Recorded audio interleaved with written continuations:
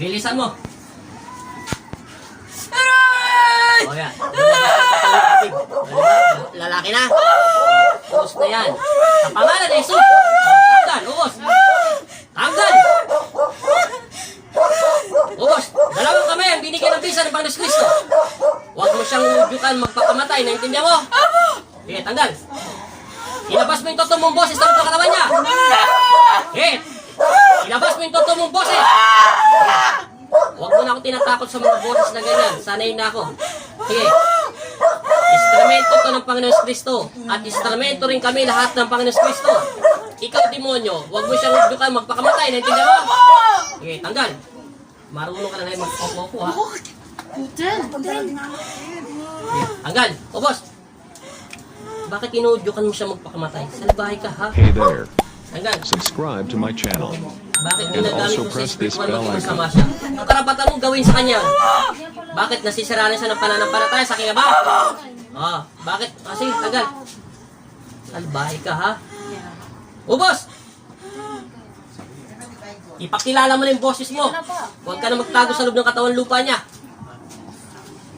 Magsalita ka na ng totoo. Yung talagang ikaw, demonyo. Bisa mo. Ilabas mo na yung totoo mong boses. Nagpakilala ka na. Okay, tanggal. Wala na. Marami pa. Ubos lahat. Pati ulo. Tapon mo lahat yung mga sakit niya. Demonyo ka ha. Wala demonyo rito. Tanggal. Makukayusin! Bilisan mo. Palalayasin kita rito sa loob ng bahay nila. Sige. Ubos. Ubos. Ubos. Lahat. Yan, tama ka. Sige. Tapon. Lahat. Tagal nito. Alam mo, ikaw demonyo ka, huwag mo na kaming kinatakot. Naintindihan mo? Takot ako sa aking ama maparo ng puwet ko. Naintindihan mo? Tayo, hindi ko kayo kinakatakutan. Mas natatakot ako sa Panginoon Kristo. Okay, tanggal. Ibabalik kita sa impyerno. Ilan liwanag na sa paligid mo? Meron ka ba nakikita liwanag? Wala? Ilan? Sige, tanggal. Anong hawak ng dalawa? Anong hawak ng dalawa? Hindi mo makita. Ubos, lahat. Lahat. Ano ba nilagay mo sa kanya? Demonyo. Pampano ba yan? Oy, demonyo. Pampano yan? Pampasakit ng ulo at saka pang ano pa? Pang ano pa? Para mag-isip lang hindi maganda. Narinig nyo yan ha? Tinukso siya ng demonyo daw. Pasakitin ng ulo at para makapag-isip siya ng hindi maganda. Inudyukan siya ng demonyo na kumuha ng kutsilyo at saksak niya sa sarili niyang katawan. Diditik ka. Kahit hindi kita nakita doon kanina, madiditik pa rin kita pag nahawakan ng tao nito. Sige, tanggal. Salbahay ka. Sige, tanggal. Gawa na yan para usan. Ubos! Huwag mong tatanggalan to ng paniniwala at pananampalataya sa aking ama, ha? Wala kang karapatan, ha? Ibabalik kita sa impyerno. Sabi mo doon sa boss mo, doon kay Lucifer. Sabi mo, tinalo ka ng instrumento ng Panginoon Kristo, ha? Sige. Marunong ka ng opo-opo. Upuin kita sa loob ng katawan nito. Sige, tanggal. Lalaki ka ba, babae? Lalaki! Sige, tanggal. Ubos!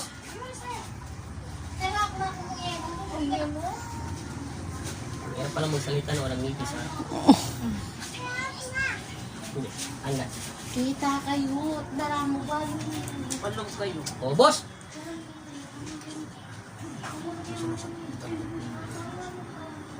Ilan kayo dito? Ikaw, demonyo, ilan nakatira sa loob ng bahay? Yun lang ang pinakita ng Panginoon Kristo sa akin. Pero ilan talaga kayo? Kasi bigla kinawala eh. Ay, Marami ba kayo? opo. Dito sa loob ng paligid ng bahay nila? Marami, meron, wala? Opo, Ha? marami. Sige. Salamat. Meron pa, wala na? Wala na po. Huwag mo na siyang udyukan, ha? Huwag mo siyang dadaanin sa panaginip upang ano yun, masama talaga yun. Parang mo na siya niririk. Masama yun. Sa 10 utos ng Diyos. Masama, nakikiyapid. Naintindihan mo? Opo. Dala ko lang ay pag-ibig ng Diyos. Si Kristo ay si Jesus, ang ating Ama. Mag-aari ka pa rin ng Panginoon Kristo kahit demonyo ka. Naintindihan mo? Lumalaban lang kayo sa Panginoon Kristo. Opo. Sige, papakaladkad kita sa mga anghel ko. Wala na, meron pa. Wala na po. Gagaling na to. Opo. Hindi na sasakit ang ulo. Opo. Lalaki ka, babae? Lalaki po. Oh, sige, sige. Ano ang gagawin, ha? Opo. Ipabababa kita sa impyerno. Sa ngalan ng Ama at ng Anak at Espiritu Santo. Subscribe to my Masamang channel. espiritu, umalis And ka sa loob also ng katawan press ng tao this ito bell icon. at ahimikin mo to sa pangalan ni Jesus. Amen. O, bago kita pakawalan, alam hindi ka po makakalis. Ang hilito, Jesus sa sinag banahaw, Rafael ang kangher. Bahala na kayo kung sino kukuha sa inyo sa taong itong masamang espiritu at ibalik to sa ilalim ng lupa kung saan to nagmula at palayasin to rito sa loob ng bayan na tinatapakan ko. Sa pangalan ng Ama, ng Anak at Espiritu Santo, tinatanggalan kita ng hinininga at sinusugatan ko ang isip at puso't kaluluwa mo ng masamang espiritu sa pangalan ng Ama, ng Anak at Espiritu Santo.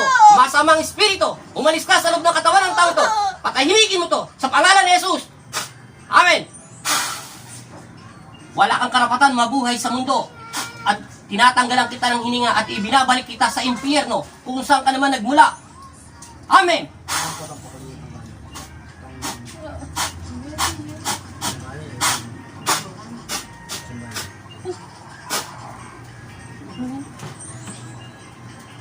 Gumising ka sa pangalan ni Jesus Kristo. Dilat mo ang iyong mga mata. Anong pangalan mo? Seven. Babae ka lalaki? Babae. Hindi ka lalaki? Hindi ka demonyo?